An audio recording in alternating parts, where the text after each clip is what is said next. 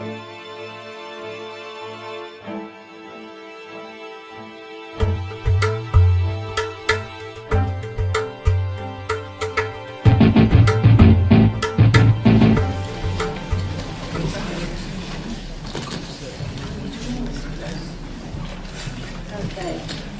Ladies and gentlemen, good afternoon. It's really nice to see everybody here today on a damp, rainy Monday.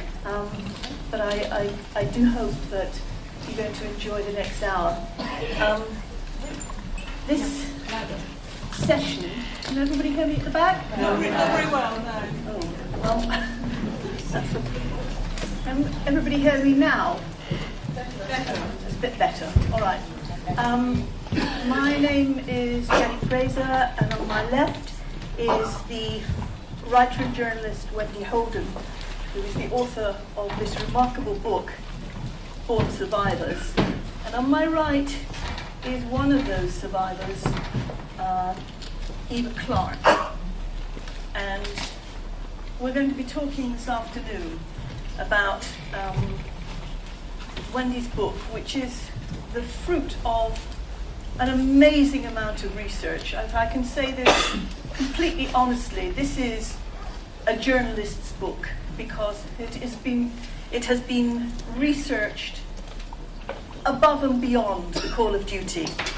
And it is the story, three remarkable stories made into one, of three babies born in concentration camps at the very tail end of the war.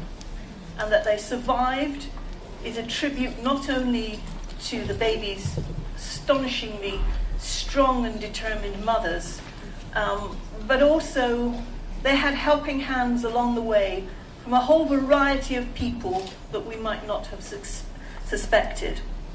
So what we're going to do this afternoon is both Wendy and Eva are going to talk about aspects of the book, and then I hope we will have time for questions.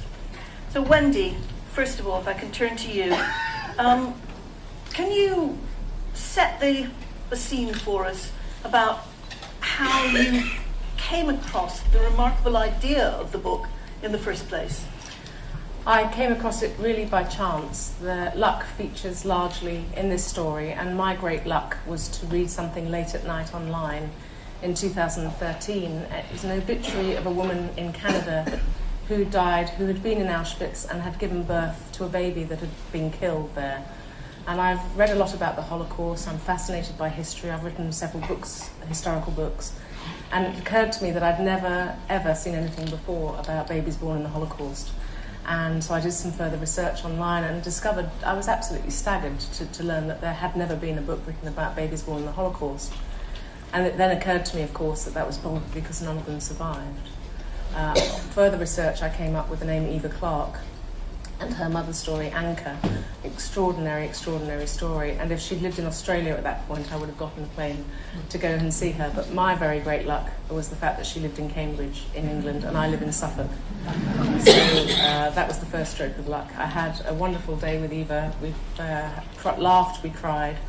And I asked her if she would do me the very great honour of letting me write her mother's story. And she reached out and touched my arm and said, "I've been waiting for you for nearly 70 years. So I then told her that I believed her story to be unique, and she laughed and said up until 2010 she thought so as well. But she had discovered that there were two other babies whose mothers had gone on the same journey as Anchor from Auschwitz thereafter, right up until the end of the war. And they had discovered each other, again by chance really, and had become what I call siblings of the heart. And once I realised that there were two other babies and how close they'd become, I realised that I had to encompass all three in one story that told all three incredible, incredible stories. It was amazing to me that even one baby had survived, and the fact that three did is absolutely extraordinary. So we have, in this book, the story of these three young mothers. Eva, let's fill in some background detail about your parents, first of all. Tell us about your father and your mother and where they met. Right. My mother was Czech. She came from a small village in Bohemia, and she was the first person in her family to get to university, and she was studying law at Prague University, and she was mainly there because she wanted the social life, and also one of the reasons she chose law was because at that time, I don't know about now, but at that time there were no written exams for the first year. And anyway, so that my mother was at university. My father was German. He originally came from Hamburg, and in 1933 he realized it would be advisable to leave, and he came to Prague because he thought that was far enough to be safe. It wasn't, but if he hadn't have come to Prague, he wouldn't have met my mother, and I wouldn't be talking to you now. My father had been was an architect and interior designer, and when he first came to Prague, he managed to get a job working for a furniture manufacturer, and initially he was employed to build film sets at the Barrendorf Film Studios. My parents were married on the 15th of May 1940, which was already under Nazi occupation of Czechoslovakia. And they were amongst the first people to be sent to Theresienstadt, Terezín, the first camp in Czechoslovakia. And they were sent in November, December of 1941. And they were sent sort of, in quotes, as the pioneers to sort of help set it up. They didn't have any option, but that's why they were sent there. And they, unknown to them obviously, they were to remain in Terezín for 3 years, which was a remarkably long, a very unusually long period of time, because on the whole Terezín was a transit camp for the death camps. And they remained there simply because they were strong enough for work, and my mother always said luck had an awful lot to do with it. Now, after Theresienstadt, your parents ended up in Auschwitz. Set the scene for us and tell us how that came about. Can I go back once? You can. Because it is very important that I tell you about my brother. You probably know that in the camps the sexes were segregated. Well, my mother actually became pregnant twice. And it was forbidden, and it was very dangerous. And the way she used to explain it to me, and the way I explain it to school children, because I speak a lot in schools, is that she said, well, your father and I, we got together secretly, as and when we could, and to hell with the consequences, end of story. But it was not the end of the story, and it had very serious consequences, because to become pregnant in a concentration camp was considered by the Nazis to be a crime punishable by death, because they were trying to annihilate, they were trying to murder every single Jew. And when the Nazis discovered that my mother was pregnant and 4 other women, they made these 5 couples sign a document that said that when the babies were born, they would have to be handed over to be killed. Except they didn't use the word kill, they used the word euthanasia. My mother never heard it. She had to go and ask somebody what it meant. In the event, we don't actually know what happened to the other babies. We think they perished in Auschwitz. When my brother, Jiří means George, he was born in February of 1944. He was not taken away from my parents, but he actually died of pneumonia 2 months later. And his death meant my life, which is a very strange thing to say. But my brother's death meant my life because had my mother arrived in the Auschwitz-Birkenau death camp holding my brother in her arms, she would have been sent straight to the gas chamber. But because she arrived in Auschwitz not holding my brother, and although she was pregnant again, this time with me, nobody knew. She knew, but nobody else knew, and it didn't show. So again, she lived to see another day. Now, at the end of September of 1944, that was the day that my father was sent to Auschwitz. And incredibly, my mother actually volunteered to follow him the very next day. And the reason she volunteered to follow him was because she had no idea where he'd been sent. And being the eternal optimist, she thought, as they had survived 3 years up to that point, she thought, well, nothing could get any worse. Little did she know, but she thought nothing could get any worse. They would survive. But in fact, she never, ever saw my father again. And she heard from an eyewitness, a friend, quite soon after the end of the war, that my father had actually been shot dead on a death march near Auschwitz on the 18th of January 1945. And as you know, Auschwitz was liberated on the 27th of January 1945. That's how. So, we find Eva's mother having arrived at the camp at Auschwitz, and Wendy's, I think it's your first, it's the opening of the book, is it not? The opening of the book, the mothers all had almost identical experiences once they arrived at Auschwitz, and so the reading will be from Priska's story, actually, but it's the same experience for all of them. So this is the passage that Eva's going to read for us. What happened to the women when they arrived? I forgot my glasses. I knew I should put my glasses. Let's talk about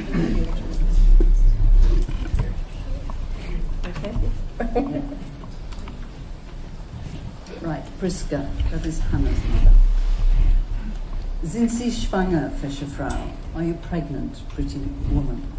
The question, directed at Priska Löwenweinova, was accompanied by a smile as her SS inquisitor stood, legs apart, looking her up and down with forensic fascination. Dr. Josef Mengele had halted in front of the 28-year-old Slovak teacher as she stood naked and shivering with embarrassment on an open parade ground within hours of arriving at Auschwitz II Birkenau. It was October of 1944. Priska, at just under 5 feet tall, looked younger than her years. She was flanked by approximately 500 other naked women, few of whom knew each other. All Jewish, they were as stupefied as she was after being transported to the concentration camp in Nazi-occupied Poland from homes or ghettos across Europe, packed 60 at a time into sealed freight wagons of trains up to 55 cars long. From the moment they emerged, gasping for air, onto the notorious railway ramp in the heart of the Nazis' most efficient extermination complex, known collectively as Auschwitz, they had been assailed on all sides by shouts of "Raus, get out," or "Schnell, Judenschwein, quick, Jewish swine." In confusion and commotion, the tide of humanity was shepherded by expressionless prisoner functionaries in filthy striped uniforms who jostled them across the rough ground as SS officers stood in immaculate uniforms, their attack dogs straining on their leashes. There was no time to look for loved ones, as men were swiftly separated from women and children pushed into a line with the sick and the elderly. Anyone too weak to stand or whose limbs were stiff from being squashed into an airless wagon for days was prodded with rifles or beaten with whips. Heartbreaking cries of "My children, my babies," hung ominously in the dank air. Up ahead of the long columns of dispossessed sat 2 low red brick buildings, each with an immense chimney spewing oily black smoke into a leaden sky. The grey atmosphere was thick with a putrid, cloying smell that assaulted the nostrils and caught at the back of the throat. Severed from friends and families, scores of young women from their teens to their 50s were funneled into a narrow corridor of electrified fencing, like that which surrounded the vast camp. Shocked into silence, they stumbled over each other as they were driven past the chimneys and along the lip of several deep ponds until they reached a large single-story reception building, the sauna or bathhouse, hidden among the birch trees. There they were unceremoniously inducted into the life of a concentration camp Häftling inmate, a process that began with them being forced to relinquish any last possessions and divest themselves of all their clothing. Without a common tongue, they protested in a clamour of languages, but were beaten or intimidated into compliance by SS guards with rifles.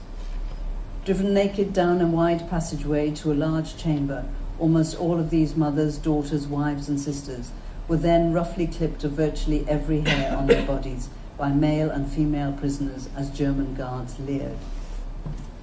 Barely recognizable to each other after the electric razors had done their work, they were marched 5 abreast outside to the roll call area, where they waited barefoot in cold, wet clay for over an hour before facing their second selection by the man who would later become known as the Angel of Death. Dr. Mengele, impeccably dressed in his tight-fitting grey-green uniform with its shiny chevrons and silver skulls on the collar, held in his hands a pair of pale kid leather gauntlets with oversized cuffs. His brown hair slicked into position with pomade, he casually flipped his gloves left and right as he strolled up and down the lines to inspect each new prisoner, and more specifically, to ask if they were expecting a child. When it was her turn, Priska Löwenbeinerva had only a few seconds to decide how to respond to the smiling officer with the gap between his front teeth. She didn't hesitate. Shaking her head quickly, the accomplished linguist replied to his question in German, "Nein, no." By then 2 months pregnant with her longed-for child by her husband Tibor, who she hoped was somewhere else in the camp, she had no idea if telling the truth might save her or condemn her and her child to an unknown fate. But she knew she was in the presence of danger. With one arm shielding her breasts while her other covered what was left of her pubic hair, she prayed Mengele would accept her blunt denial. The SS officer with the suave looks paused for a second to stare into the face of the young Fächerfrau before moving on. 3 women further along, he roughly squeezed the breast of a woman who recoiled. When the few drops of breast milk betrayed that she was at least 16 weeks pregnant, she was, at a leftward flick of his gauntlet, yanked from the line and shoved into a corner of the parade ground to join a shivering cluster of expectant mothers. None of those wide-eyed women knew then that one direction meant life while the other could mean something very different. The fate of those who were chosen that day by Mengele remains unknown. A very, very powerful introduction. Thank you. And the account that you've just heard is about Priska, one of the other mothers, but the same question was put to Eva's mother and to Rachel, the mother of the 3rd baby in this book. Can you tell us a little bit about the 2 other mothers? Rachel was born in a little town in Poland called Pabianice. She was the eldest of 9 children, and her mother was permanently pregnant, and she was exhausted. By 15, she was utterly exhausted. She had to look after all these younger children and siblings, and became quite the disciplinarian, and actually vowed that she'd never have babies herself. She also decided that she was going to leave school at high school age and marry somebody very rich, and she did exactly that. She married Monique, whose family owned mills and were very wealthy. She had a very happy childhood. Her mother and siblings were delightful. She adored them, and it was a great tragedy to her that she lost nearly all of them. Priska grew up in a remote part of what is now Slovakia, was then Czechoslovakia. Her parents owned a kosher cafe. Again, she had a very happy, very blessed childhood.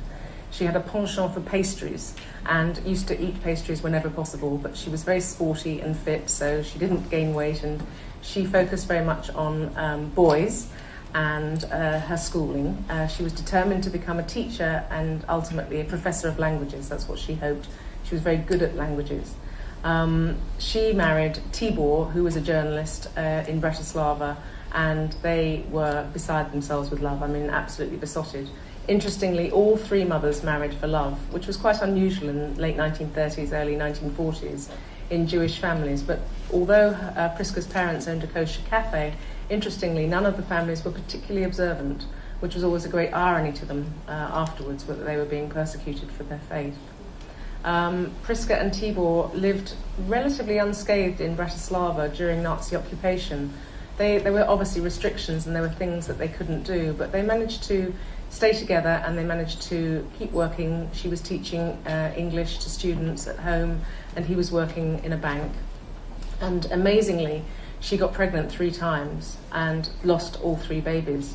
And one of the terrible things for her was that her family were gradually removed and sent east. All they knew was that the families were being sent east. They didn't know what east was. The Nazis said that they were labour camps that they were going to be sent to make armaments and weapons and clothing for the war effort. And so one by one her family were sent east until it was just her and Tibor left, by which time she had lost 3 babies. They were captured and taken to go east on his birthday in September 1944 at Yom Kippur. And by then she was 2 months pregnant with her longed-for fourth child, really. They had a horrible journey to Auschwitz. They didn't know it was Auschwitz, but they had a horrible journey, squashed into a cattle car, and terrified. It was a journey of several days. In the course of that journey, they clung to each other and decided to name their child, their unborn child, and they chose Miska for a boy and Hannah for a girl. And then the doors of the wagon were opened and they arrived in what was called Dante's Inferno. It was an absolute hell, and they then were separated and went through the same, Priska went through the same process as discussed. Rachel in Pabianica had this very wealthy, lovely life, married to this lovely, wealthy man, and unfortunately wealth meant for nothing, because they ended up in the Warsaw Ghetto and ultimately in the Łódź Ghetto in Poland, and they had to work for food, and they worked extremely hard, 12, 14 hours a day. She actually made straw boots for a while, which were huge, oversized boots that they gave to soldiers at the front to protect their feet from frostbite. Extremely hard on your hands. And they did all sorts of work. Their father was very inventive, and in the tiny room that I think 9 of them shared, he created a false wall, and he built like a dresser in front of it, and at the bottom of the dresser it had a false back, and when the Nazis came looking for people to round up to send east, all the family went through the cupboard and squashed into this limited space at the back behind the false wall, and they managed to keep themselves there in Łódź and safe almost until the end of the war, but at the very last they were tricked into coming out, and all of them were sent to Auschwitz. And so Priska and Rachel and her, these little 9 siblings, who all sadly perished. Now, just listening to what you're saying there makes me think of the importance of timing in the 3 mothers' stories, because had it not been for the fact that the babies were conceived towards the end of the war and eventually born right on the edge of the finish of the war, then none of them would have survived. Is that absolutely right? Absolutely. That all 3 mothers would say, and all 3 babies say, that it was down to luck. It was luck that they were conceived and born when they were. It was luck because had they even gone a few months earlier to Auschwitz, they would have been sent straight to the gas chambers, these women. But of course the Nazis knew they were losing the war and the Allies were closing in. You have to remember, in June 1944 the Normandy landings had happened and Paris had been liberated. So they were really desperate, and they knew that they were losing the war, and they were very eager to keep the war machine going and fed. And by that, they needed slave labour. And these young women were fit and healthy and well, and they were all earmarked and selected for slave labour and sent to a slave labour camp in Freiburg in Germany, where they were employed making aircraft parts for a new jet that the Nazis had invented, which experts say had it been invented sooner during the war, the Nazis may well have won, because it was such an extraordinary invention. Of course, they were worked and almost starved to death during that period. But in many ways they were lucky, because otherwise they would have gone to the gas chamber. And then later on, of course, luck played a part massively in other ways. At Auschwitz, having been selected for slave labour, they were randomly thrown clothing that was sometimes still warm, which had been taken from those who'd been sent to the gas chambers.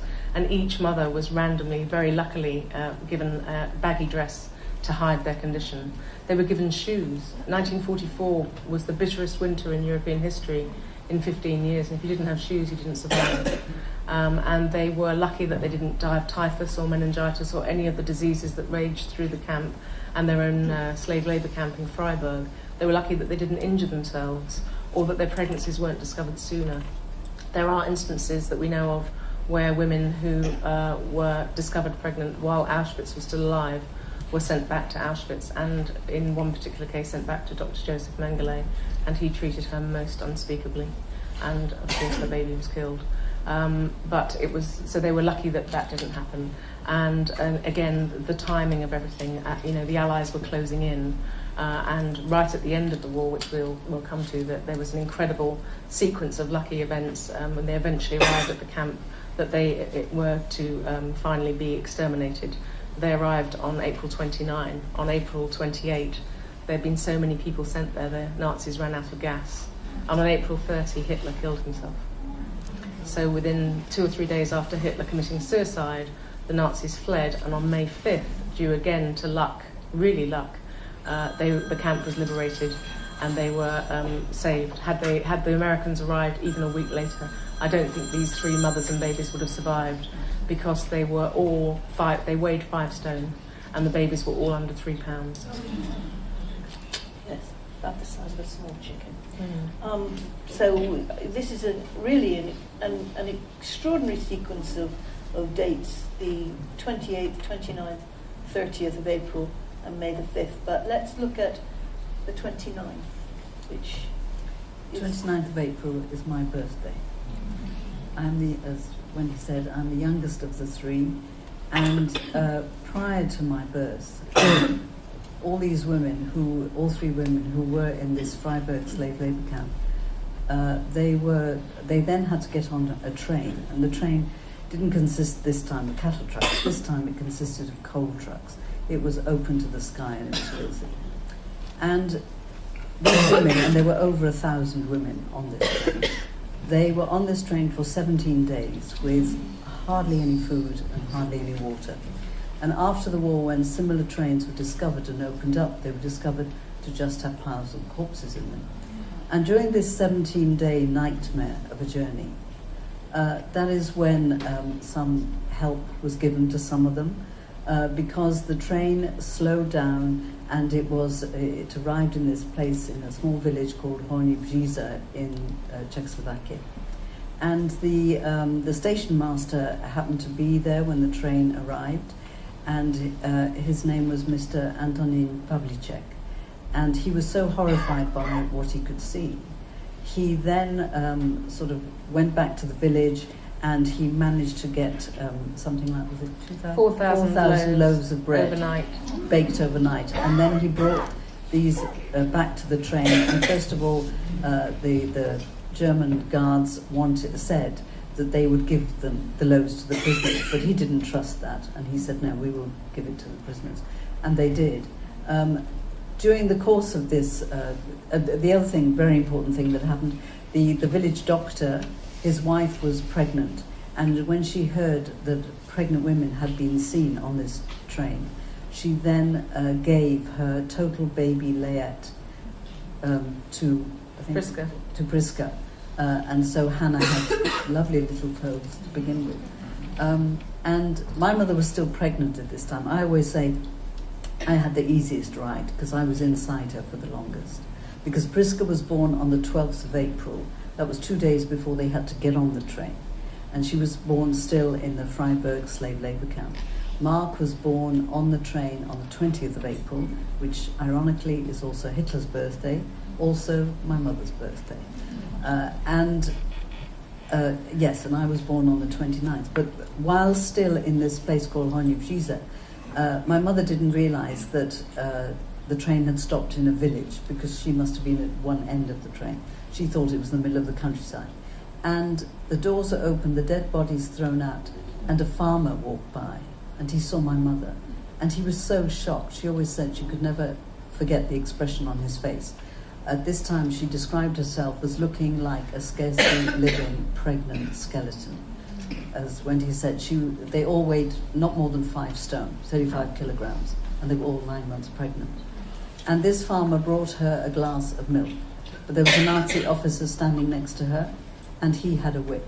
And he raised this whip to shoulder height. He raised it as if to beat my mother if she accepted the glass of milk. But he didn't. He didn't say anything. He lowered his arm and he let her have the glass of milk. She maintained that saved her life. Who knows? Perhaps it did. And the train went on, and it eventually arrived in Mauthausen. Mauthausen is a beautiful village on the banks of the Danube in Austria near Linz. The concentration camp was up a very steep hill behind the village. And when my mother saw the name Mauthausen at the station, she had such a shock. Because as opposed to when she'd arrived in Auschwitz not knowing what that was, this time she knew, because she had heard about this appalling place very early on in the war.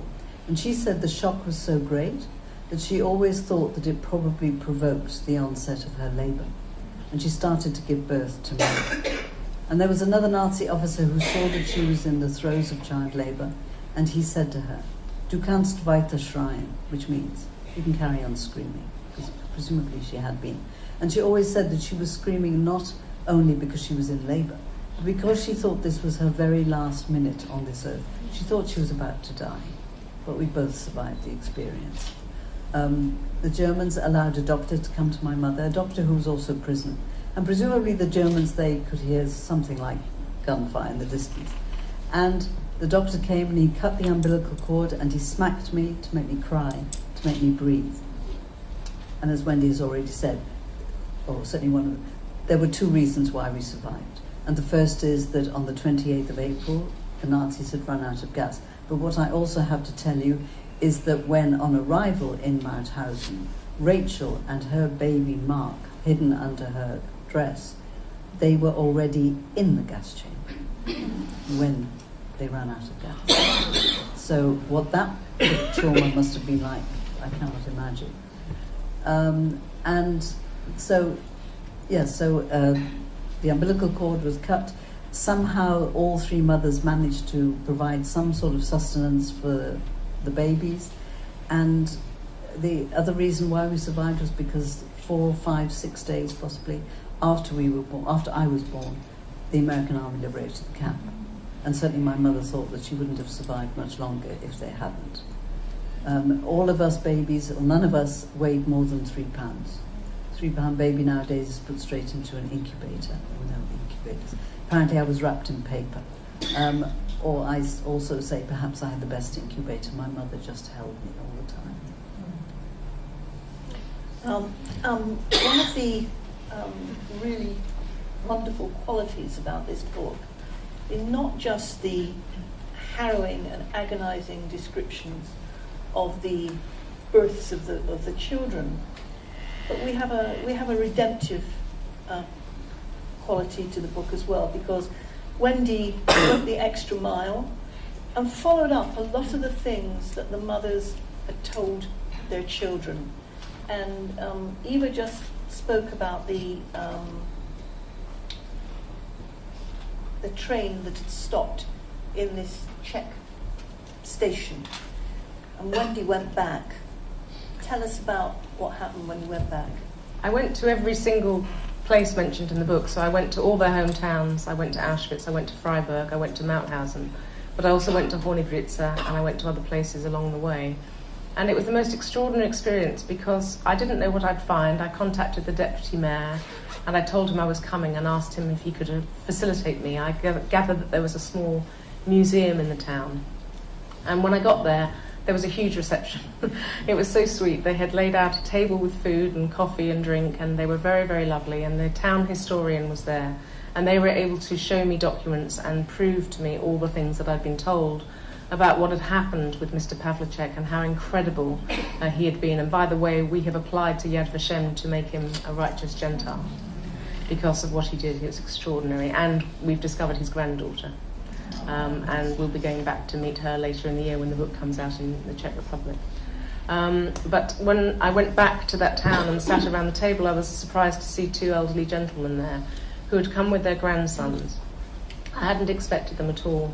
And through their grandsons who spoke English, they told me that they were 2 young boys who watched this train come in to Hornibritze, and they hid in the woods. They'd never seen anything like it. They didn't know if the prisoners were men or women because they were all so thin with shaven heads and, just in ragged, terrible clothing. And they watched Mr. Pavlicek argue repeatedly with the commandant, who raised his gun to him, who threatened to kill him.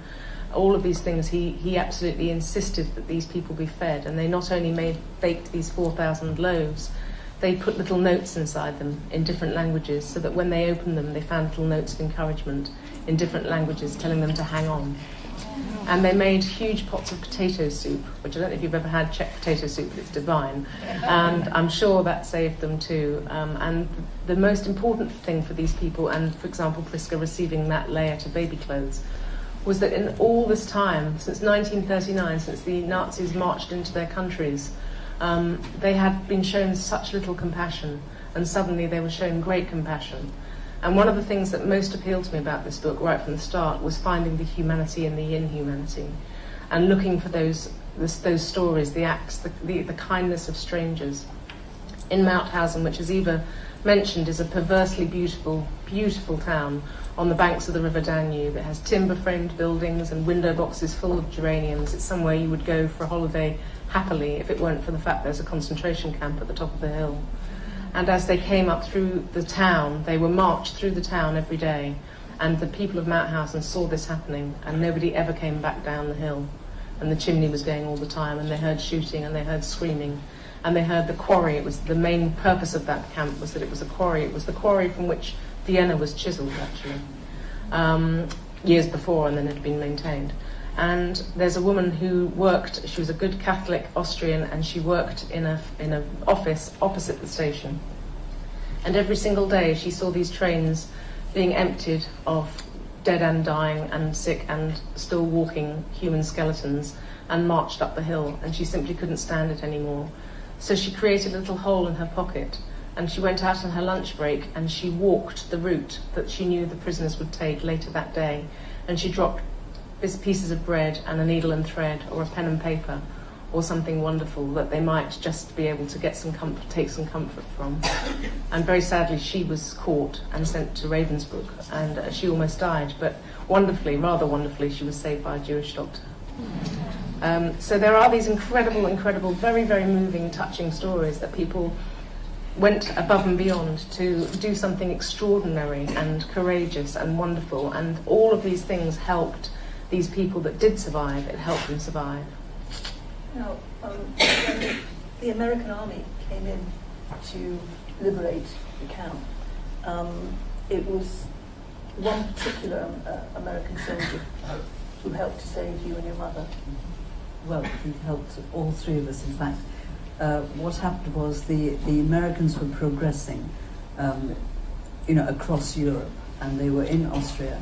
And there was a gentleman called Sergeant Albert Kosiek. He originally, his family must have gone to the States from Poland.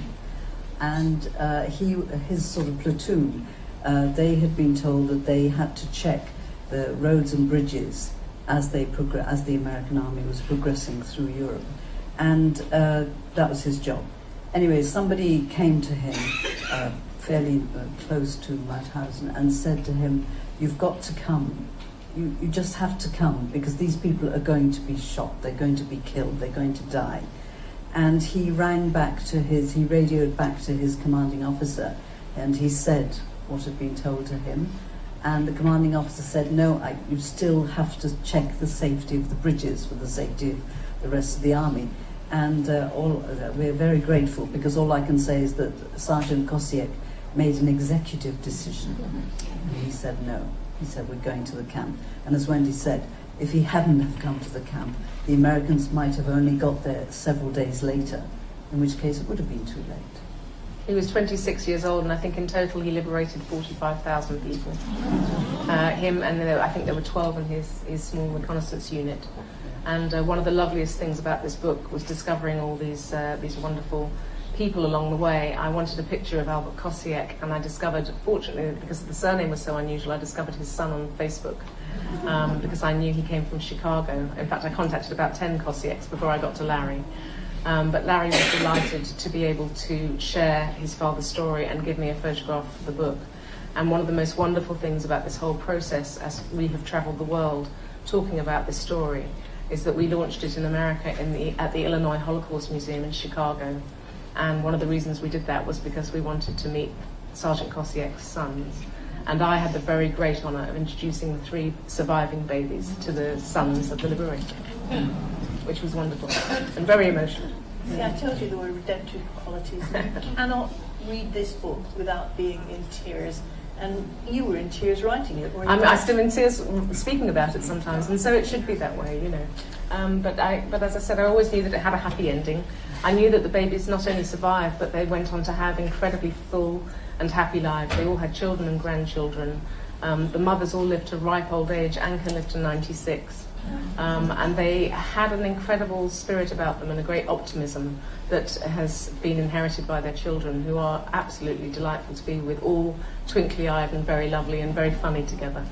And I should just point out that Wendy called the 3 babies the siblings of the heart, because they all turned out to be only children. But you're the honorary sibling, are you not? I'm the little sister, apparently, which I'm delighted about. Now, Can I just add? yes, one of thing? course.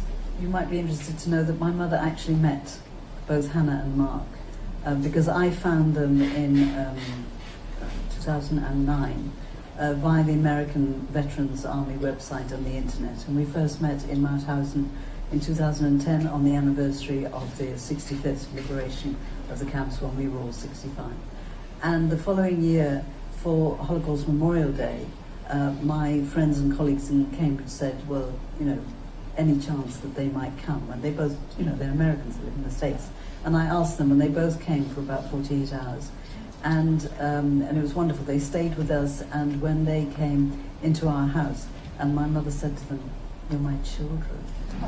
And it was just wonderful, because both their mothers had died, you know, in the previous 10 years or so, of old age, etc. But they were so wanted to meet my mother, to ask so many more questions that they either hadn't asked or hadn't been told by their own mothers. And it was just wonderful. And I know for a fact my mother would have loved Wendy and would have been so pleased with this book.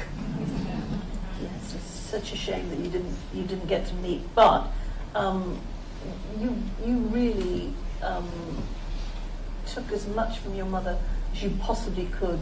You asked her as many questions as you could. Yes, I did. Lots of people ask me, when did she tell you and how did she tell you of her wartime experiences? And because when we came to this country, because I didn't have any uncles and aunts and cousins, grandparents around the place, I was always asking her about her life growing up, her school days, her hobbies, and about members of the family. And interspersed with those very ordinary family stories, she would tell me quite instinctively, in tiny snippets, of her wartime experiences, as she felt that I was able to cope with the details. So I can tell you the very first thing she ever did tell me. I came home from school and I noticed on the back of the kitchen door there was a brown suede shopping bag, and it had the initials A.N. My mother's name was Anna or Anka, Nathan, and Nathan was her first married name. And I said, "What are those letters?" And she said, she sort of took a deep breath. I thought, here we go. And she said, "Well, you've heard about the war." And I indicated I had, sort of, because it was talked a lot about in the background between my parents and their friends. And she said to me, "Well," she said, "you had 2 daddies. And one daddy was killed in the war, and now you've got another daddy." That's all she said. And because I was always asking her questions as I grew older, so the replies became more and more detailed, always doing it. She always did it very instinctively. And once a child psychologist said to me, and she did it really by the book, in a very gradual way. So, to begin with, I just accepted everything that she said, as children do. And obviously it was only as I grew a bit older that it began to dawn on me what on earth she had been through. Now, I'm assuming that there'll be lots of questions. So, I'm happy to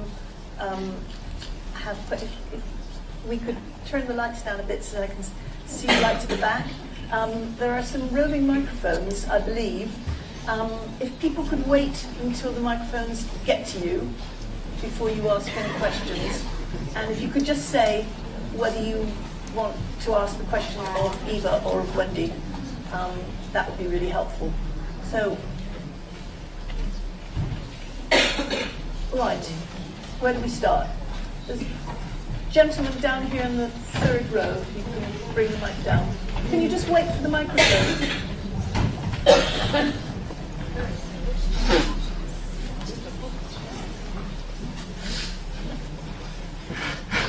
Just going to say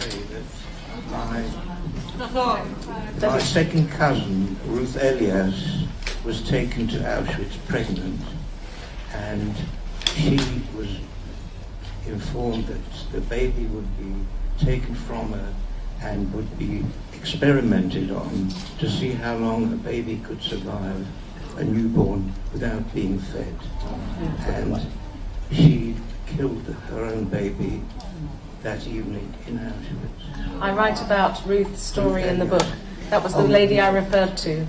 She was sent back to Joseph Mengele, Yes. and he was furious that she slipped through his fingers. And he strapped her down, had her strapped down, and the baby laid next to her. That's right. She also wrote a book, Yes, which is a very good seller Yes. in those sort of books. It's an incredibly- The Triumphs of Hope. Incredibly cruel Yes. story. And of course that could have happened to any of these mothers had they been discovered. Yes. There were Yes. 2 other mothers also who were discovered pregnant Yes. at Freiburg, who were sent back to Auschwitz when it was still open, and another mother who was discovered Yes. pregnant amongst the 1,000 women, and her baby was taken away and they thought it was drowned in a bucket. Yes. So it was an incredible thing that they're here. Thank you. Thank you. Right. Right up. Up there, please. Lady up there.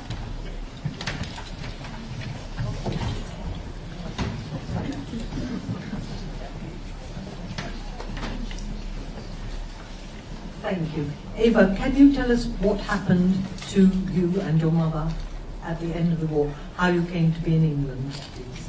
Yeah, with pleasure. At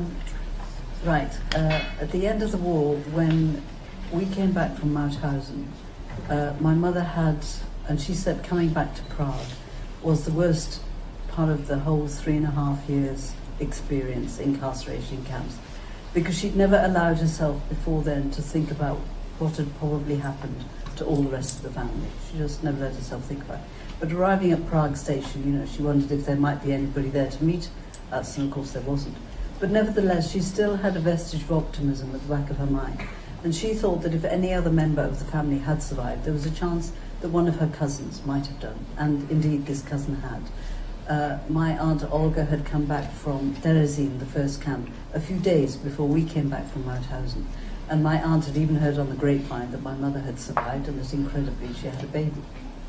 And we lived with this aunt for 3 years, and that was fantastic because we had our own family support group. It was a tiny family because we were almost the only survivors from what had been a very large family. And because quite soon after the end of the war, I think within 6 weeks of the end of the war, back in Prague, my mother was given closure about the death of my father. She met a friend in the street in Prague who stopped her and said, "Do not wait for your husband. He was shot dead on the 18th of January." So, but it was very important that she had closure. So many survivors have never had any closure, and it's very difficult to move on. But she did have closure.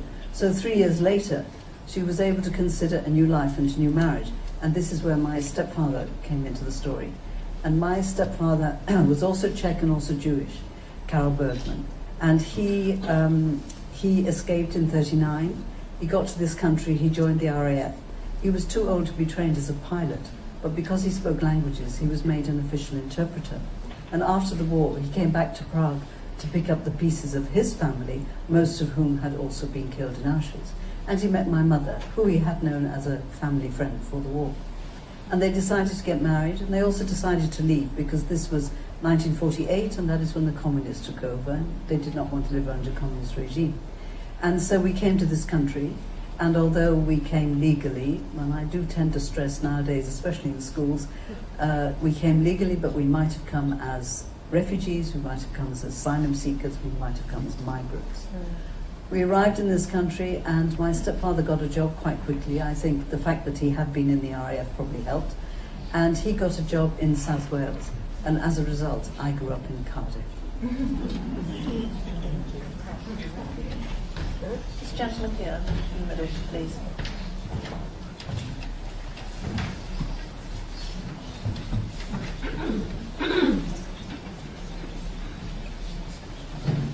Eva, this question is addressed to you.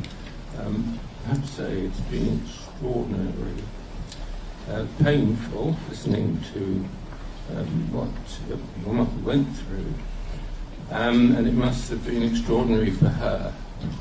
And I wonder, how did she cope afterwards? I think to go to hell and back and to live a normal life, and somehow I get the sense that she managed that rather well. Yes. And it strikes me as quite extraordinary. You know, everybody reacts to everything in a different way, because we are all individuals. And my mother was really very blessed with having an extremely optimistic nature. She'd had a very happy childhood and youth before the war. She also had a very happy life after the war. And it was just in her nature. She always thought she would survive, even, you know, despite all the evidence to the contrary all around her. But she always thought she would survive. And then after the war, she said, I'll stop crying now. I always cry with the happy things. She said she had to live for me. She just had to. And she did, you know, very happily. And then she was very happily married to my stepfather. All the mothers, and I think, felt the same way. They were all very different personalities. But Anka was undoubtedly the most optimistic and the most buoyant, I think. And also the fact that she always talked about it, whereas the other mothers found it much more difficult. Rachel ended up in Israel, and that's where Mark grew up. And when he learned what had happened to his family, he told her that he was going to kill every German he ever met. And she was furious with him and said, don't you dare say that, because if you say that, you'll be taking away the one thing that they couldn't take away from us, which is our humanity. And Priska went back to Bratislava and lived under communist rule until her death. And Hannah grew up there, and she spoke about it sometimes, but not so much. But she was very focused on making the most of her life, and she did indeed become a professor of languages at Bratislava University, and had an incredible life, but never married anybody else. Tibor was the love of her life, and she never married anybody else. But they all handled it very differently. And I think sometimes that speaking about it helped them. I think it helped Anka, certainly. And she also maintained her great curiosity about what had happened, and people who went to interview her were always very surprised, because she had biographies of leading Nazis on her bookshelves, and they asked her why she had that, and she said, because I need to find out why. But she never did. She never did. Also, you might be interested, if you'll forgive the self-publicity, but you're here. The BBC did a documentary on my mother in 2012, and somebody very kindly put it onto YouTube, because I certainly didn't know how to. And it is called The Baby Born in a Concentration Camp, and it takes half an hour, and she was extremely pleased with it. And it was long before I met the other babies or Wendy, but if you are interested. It was lovely for me, because I was able to see all three mothers on film, Anka through that, but all three mothers had also given Sher Foundation testimonies. So I was able to see them, you know, talking and speaking and gesticulating, and I really got a flavour of who they were, which kind of confirmed everything I'd already knew about them anyway. We have a question up here, gentleman from Israel.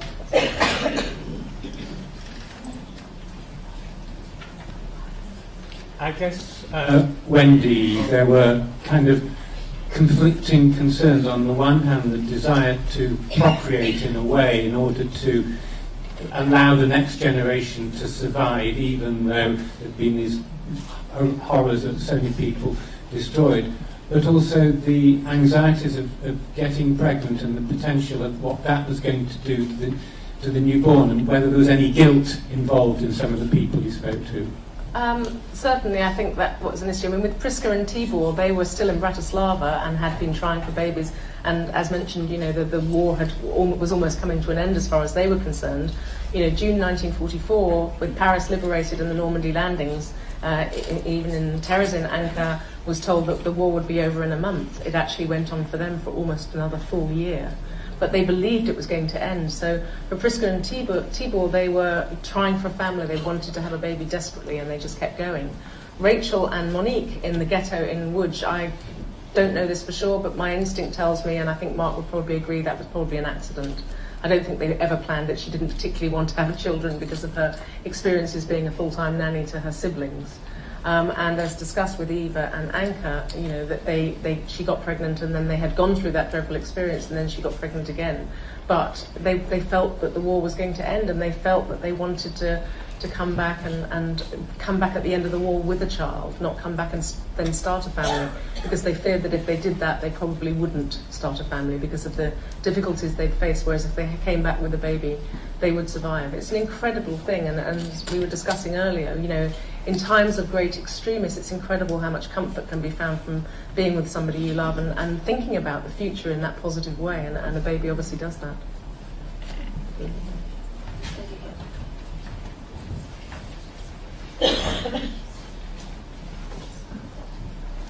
Hello. Actually, my question was partly answered already, but I just wondered what your own attitude, not just your mother's, was and is today to Germany, Germans, and the whole business, because we've just been before to the earlier lecture and hearing that things are still unresolved, things are not wonderful. This is still, sorry, going on. Well, my mother's attitude to the Germans was, if she'd ever met a German of the age or generation who might have been involved during the war, well, she certainly wouldn't have spoken to them, and she certainly wouldn't have done them any harm. If, however, they might have been suspected of being guilty of war crimes, she would have wanted them brought to justice to confront their crimes, to be confronted by their crimes. Because just because they are now in their 80s and 90s, it doesn't lessen the crime. But if found guilty, she sort of had to admit that she didn't see much point in their being punished because of their age. But she would never have blamed any Germans of a younger generation, because you can't, because they were not guilty. And what we must not do, and I tried to stress this in schools, is we must not stereotype people, and we all do. We must not stereotype people. But also what I say in schools, because it's on a lighter note as well, I really put my parents to the test when I was a late teenager, because I actually went out with 3 German boys. Not all at the same time. But I did go out with 3 German boys, and my parents did not like it one little bit. But they were very clever. They never said a word, because if they'd said, you are forbidden, no doubt I would have run away with one of them. And they never said anything. And my mother actually found it sort of understandable, because she said to me, your father was German. My father considered himself first and foremost as a German. Yes, he happened to be Jewish, but he thought of himself as a German, at least until 1933. And I have to add, from a research point of view, that the people who were most helpful to me were the Germans and the Austrians. And what the Austrians have done with Mauthausen concentration camp is extraordinary. It's one of the most incredibly well-preserved camps to go and visit, and they are passionate about keeping the memory alive and keeping us going, to the point that we launched the book actually there on May the 5th last year. And with delicious irony, the President of Austria was there to help us launch it, including the First Minister. And of course, the babies were all born in April. We were there May 5th. So they had just been 70. And he, the President of Austria, presented all 3 little Jewish babies with a huge birthday cake and led the singing of Happy Birthday. And the babies all said, what would our mothers have said? And what would Hitler have said? So. Any more questions? This lady here. Hello.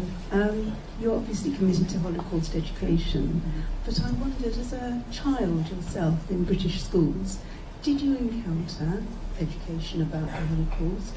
And Absolutely nothing. My second It was question never going to taught be- when I was in school. I did history. It was never taught at all. And one of the reasons why the Holocaust Education Trust was set up, it's over 25 years ago now, was to get it onto the school curriculum. Please tell Karen I said that. It's interesting, I've been to a couple of schools with Eva when she's been talking to the children as part of the Holocaust Educational Trust, and I have to tell you, she's indefatigable. She travels all around the country. She visits 3 or 4 schools a week, and this morning came from Cardiff to be here. And when I've been with her at these schools where we've been talking to the slightly older children, obviously it's a very difficult subject, but when they're learning about it, it's extraordinary. and they literally stand in front of her and stare. And we were with one school on the Suffolk-Essex borders recently, and this little boy just stood and stared at her, and he said, "You're a miracle."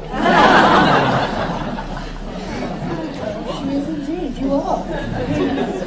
Out of the mouths of babes. Absolutely.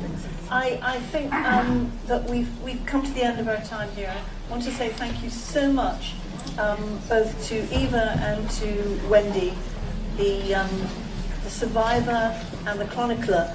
And I'm very grateful to Jewish Book Week for having put this event on, and to mention that the books are for sale upstairs. If anybody would like them signed, I think both Wendy and Eva They're happy to. were happy to oblige. And just thank you very much indeed for coming.